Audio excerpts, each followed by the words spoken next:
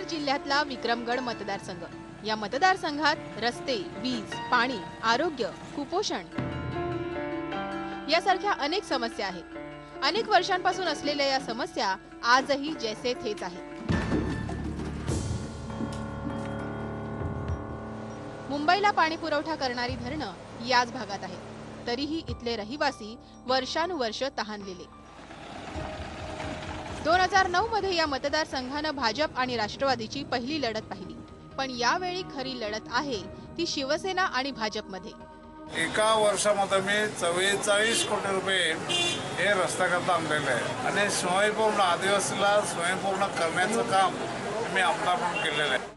पण स्थानिक आमदारांनी या भागाचा नाही तर ठेकेदारांचा विकास केलाय, अशी टीका शिवसेनेचे उमेदवार प्रकाश निकम यांनी केली आहे। विकास झालाय कुठे? आज मी गावोगावी फिरतो, रस्त्यांना खड्डे, मोठे मोठे खड्डे, साधी छोटी गाडी जाऊ शकत नाही। अच्छे दिन आएंगे असे ते बोलतात। ठेकेदारांचाच विकास झालेला आहे, सर्वसामान्य जनतेचा विकास झालेला नाही। मिनी महाबळेश्वर अशी ओळख असलेल्या जव्हार मतदारसंघातही पर्यटन दृष्ट्या काहीच विकास झालेला दिसत नाही। तेव्हा इथला मतदार कुणाला मत देतोय हे पाहावं लागेल। विजय राऊतसह bureau report, IBN Lokmat, Vikramgad.